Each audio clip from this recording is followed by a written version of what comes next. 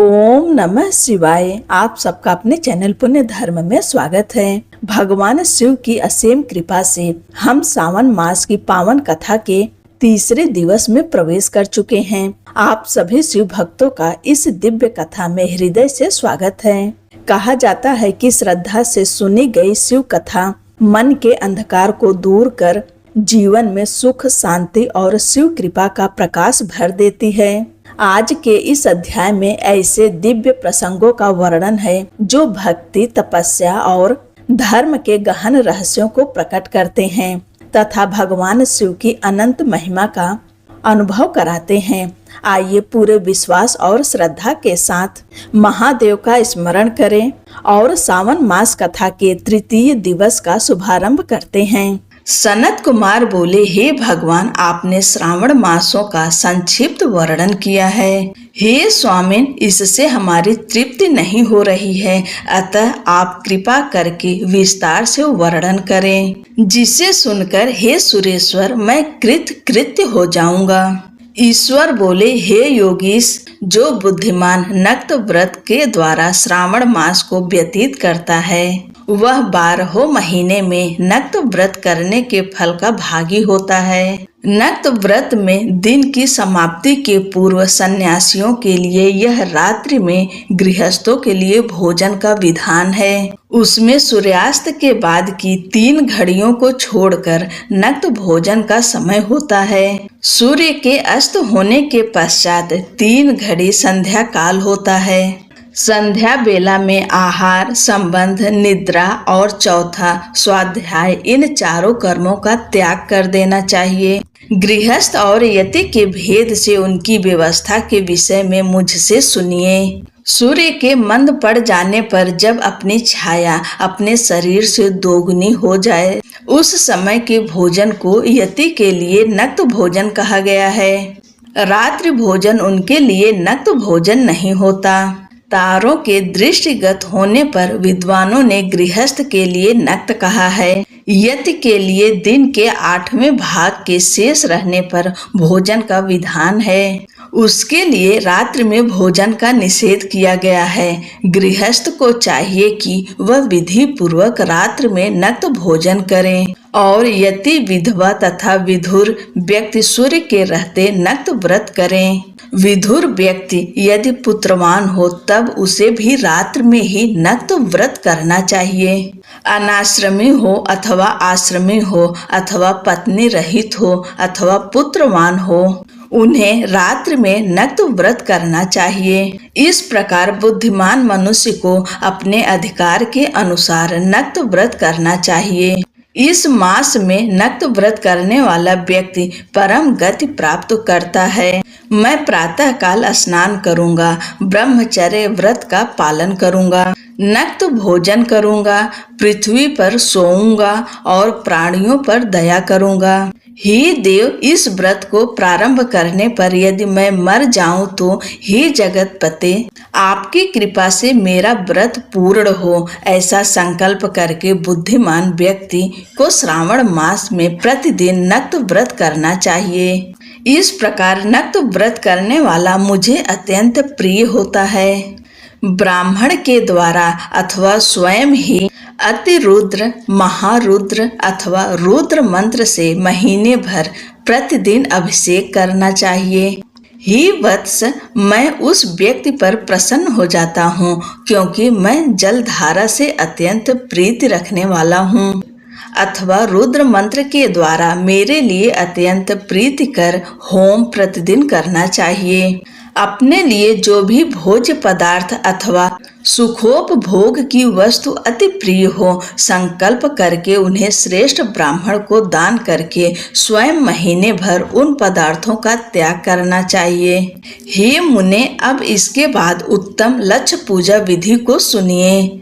लक्ष्मी चाहने वाले अथवा शांति की इच्छा वाले मनुष्य को लक्ष्य बिल्व पत्रों या लक्ष्य दुर्वा लक्षों से शिव की पूजा करनी चाहिए। आयु की कामना करने वाले को चंपा के लक्ष्य पुष्पों तथा विद्या चाहने वाले व्यक्ति को मल्लिका या चमेली के लक्ष्य पुष्पों से श्री हरि की पूजा करनी चाहिए।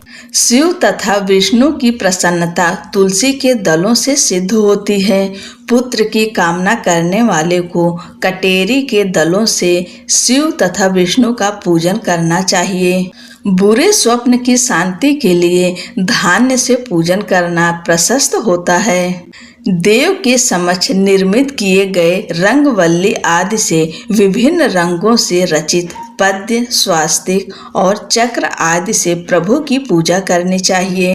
इस प्रकार सभी मनोरथों की सिद्धि के लिए सभी प्रकार के पुष्पों से यदि मनुष्य लक्ष्य पूजा करे तो शिव जी प्रसन्न होंगे। तत्पश्चात उद्यापन करना चाहिए, मंडप निर्माण करना चाहिए और मंडप के त्रिभाग परिमाण में वेदिका बनानी चाहिए। तदंतर पुण्याह वाचन करके आचार्य का वर्ण करना चाहिए और उस मंडप में प्रविष्ट होकर गीत तथा वाद्य के शब्दों और तीव्र वेद ध्वनि से रात्रि में जागरण करना चाहिए। वेदिका के ऊपर उत्तम लिंग तो भद्र बनाना चाहिए और उसके बीच में चावलों से सुंदर कैलाश का निर्माण करना चाहिए। उसके ऊपर तांबे का अत्यंत चमकीला तथा पंच पल्लव युक्त कलश स्थापित करना चाहिए और उसे रेशमी वस्त्र से वेष्टित कर देना चाहिए। उसके ऊपर पार्वती पति शिव की सुवर्णमय प्रतिमा स्थापित करनी चाहिए। तत्पश्चात पंचामृत पूर्वक धूप, दीप तथा नैवेद्य से उस प्रतिमा की पूजा करनी चाहिए और गीत, वाद्य, नृत्य तथा वेद शास्त्र तथा पुराणों के पाठ के द्वारा रात्रि में जागरण करना चाहिए। इसके बाद प्रातः काल भली भांति स्नान करके पवित्र हो जाना चाहिए और अपनी शाखा में निर्दिष्ट विधान के अनुसार वेदिका निर्माण करना चाहिए। तत्पश्चात मूल मंत्र से या गायत्री मंत्र से या शिव के सहस्त्र नामों के द्वारा तिल तथा धृत मिश्रित खीर से होम करना चाहिए अथवा जिस मंत्र से पूजा की गई है उसी से होम करके पूर्णा आहुति डालनी चाहिए।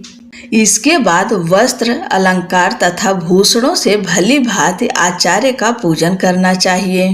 तत्पश्चात अन्य ब्राह्मणों का पूजन करना चाहिए और उन्हें दक्षिणा देनी चाहिए। जिस जिस वस्तु से उमापति शिव की लक्ष्य पूजा की हो उसका दान करना चाहिए। स्वर्णमयी मूर्ति बनवाकर शिव की पूजा करनी चाहिए। यदि दीप कर्म किया हो तो उस दीपक का दान करना चाहिए। चांदी का दीपक और स्वर्ण की वर्तिका अर्थात बत्ती बनाकर उसे गोघृत से भरकर सभी कामनाओं और अर्थ की सिद्धि के लिए उसका दान करना चाहिए। इसके बाद प्रभु से क्षमा प्रार्थना करनी चाहिए और अंत में 100 ब्राह्मणों को भोजन कराना चाहिए। हे मुने, जो व्यक्ति इस प्रकार पूजा करता है मैं उस पर प्रसन्न होता हूँ। उसमें भी जो श्रावण मास में पूजा करता है उसका अनंत फल मिलता है।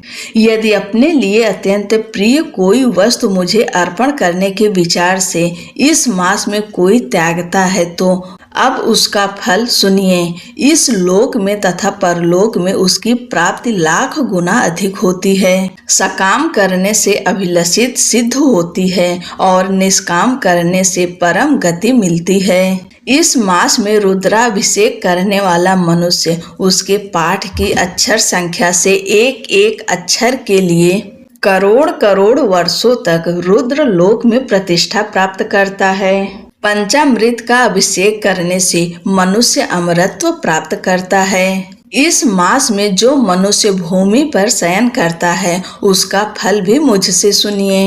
हे द्विज श्रेष्ठ, वह मनुष्य 9 प्रकार के रत्नों से जड़ी हुई सुंदर वस्त्र से आच्छादित, बिछे हुए कोमल गद्दे से सुशोभित, देश तकियों से युक्त, रम्य स्त्रियों से विभूषित, रत्न निर्मित दीपों से मंडित तथा अत्यंत मृदु और गरुड़ाकार प्रवाल मणि निर्मित अथवा हाथी दांत की बनी हुई अथवा चंदन की बनी हुई उत्तम तथा शुभ शैया प्राप्त करता है।